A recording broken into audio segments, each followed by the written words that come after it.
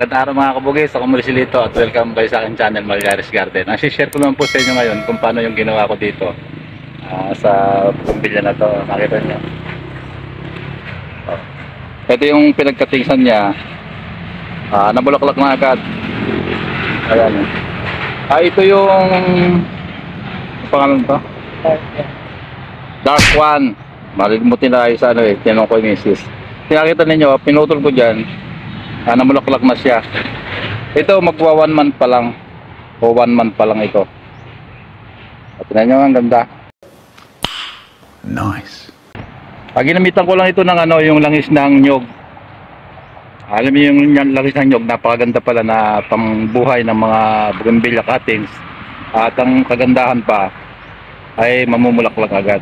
Wow. Ito yung medyo mataba na pulo, hindi dulo. Kasi yung ginawa natin minsan dulo. Ito, doon naman sa pinaka-stem niya, tinanggal natin ang dulo. Ipapakita ko sa inyo kung paano yung ginawa ko dito para matutunan ninyo. Ito, nag-cut na ako ng Ito yung dark one, yung kagaya nung pinakita ko sa inyo, yung namulaklak. Ganito nung tinuko siya, pero ang binuhay ko dito. Dito. Ganito lang ginawa ko doon. Pakita ko lang sa inyo.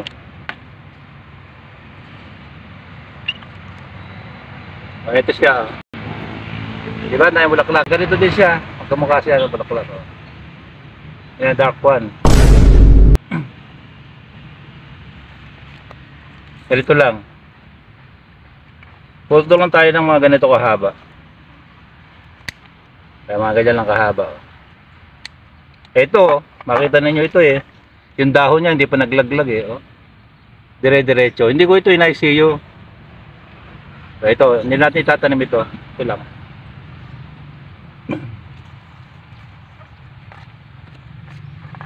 Ngayon, ginawa ko lang, tinanggal ko yung pinakadulo niya dito. Ganyanin lang nyo.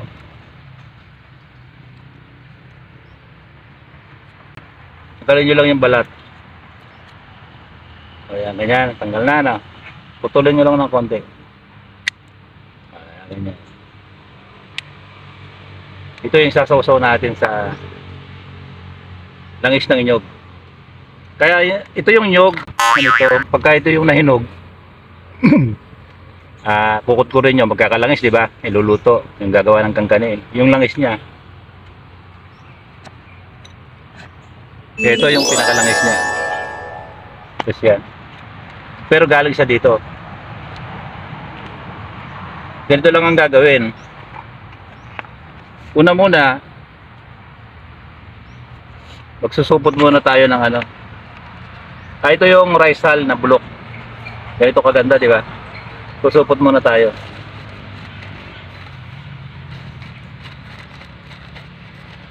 Sitsid lang natin. Ay, siksikin.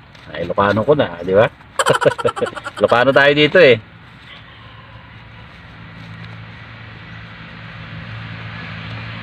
Dito sa amin sa Cordon, napakarami ng bougainvillea dito na magaganda.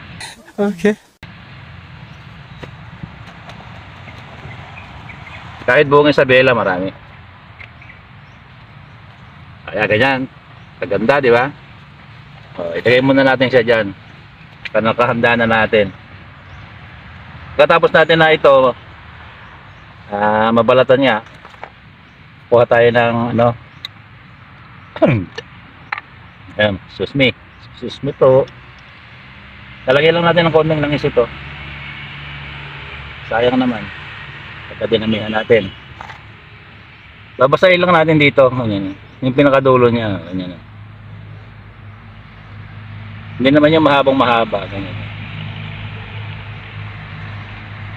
Yung basang basa. Ayan, ayan. Wala pa sobra. Ito pinagbulaklakan na. Ito lang itatanim natin. Ito yung lagay natin na ito. Sandali, takpan ko lang ito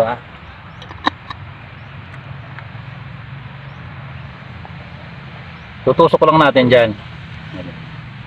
Yung mahigpit. Yung hindi umuuga.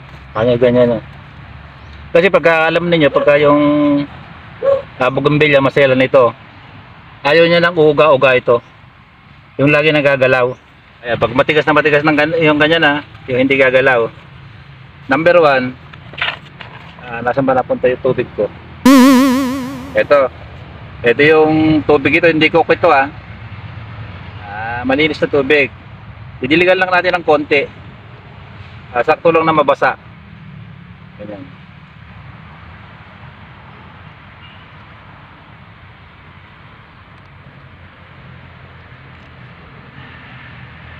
Ganyan.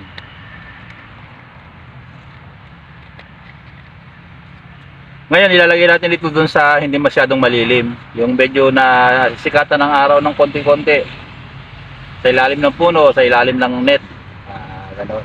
Hindi yung sobrang lilim, so medyo maliwanag, kasi pagka masyadong malilim, hindi masyadong mabilis tumubo. Mas mabilis ang tumubo kung medyo nainitan ng konti. Ilagay muna natin dito dito na tayo. Ito, ganito lang ginawa ko dito. Ayun, parehas sa parehas, di ba? Okay, yan. Dark one. Ito niya ang bulaklak, napakarami, oh. Kahit dito sa may puno niya, oh. Yan, oh. Pwede naman tanggalin ng dahon nito, pero wag lang muna natin tanggalin ngayon, di ba? Kasi maliliit pa yung mga bulaklak. Nagulat nga ako dito, sobrang naging bulaklak, oh. Kahit ako, nagulat din sa resulta niyan. Tinesting ko nga yan. Tinan mo. Nakakagulat ang resulta. Amazing siya. Ngayon, i-re-repat na natin para makita natin kung talagang may ugat. Re-repat na natin dito. Let's go muna to. Para makita din nyo ng gusto. Lagyan natin ng konting lupa. Ayan.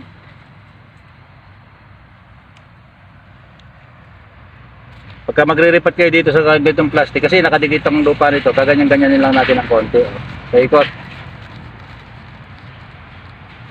Para natin tutuwad na pa ganyan. Ayun may ugat pa siya, konti. So ayan, ang dami niya ugat, oh. Diba? Sabay na siya na mulaklak. Ayan. Ipat na natin. Oh, malalim. Hindagan pa natin ng konting lupa. Ayan, ganyan lang. Natuto pa kayo mag-repat, di ba? Simpleng trabaho lang ito. Madaling trabaho lang.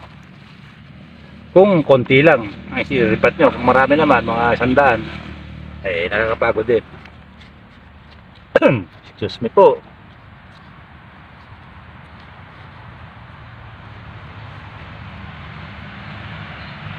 Diba? Number 1, pag naripat nyo din na ganyan, kasi medyo siyempre kahit paano, hindi naman nabitak yung lupa, pero kailangan din natin ng diligan ng konti yan. Tuloy-tuloy ng pamumulaklak niyan. Ganda. Dark one.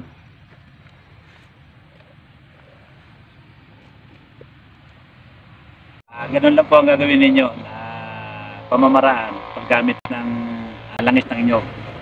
Madaling mabuhay at madaling mamulaklak gaya dito. Wow! Ganun na lang po ang video ko. Meron niya po pala nagpapasya. Shout out si Michelle na taga Guagua. Mike and Sarah Garden sa Guagua, Pampanga. Shout out sa iyo. Lagi po siya nanonood ng mga video ko. Sa kay Ma'am Mila, laging nanonood ng mga video ko. Ma'am, shout out sa inyo. Nandito na lang at maraming salamat sa patuloy na panonood nyo ng mga video ko. Pagka nagustuhan nyo yung video ko ito, yung mga pagbuhan, please like, share, and subscribe. Pakihit yung notification bell para yung masusunod ko pang video ay mapanood ninyo. Bye bye.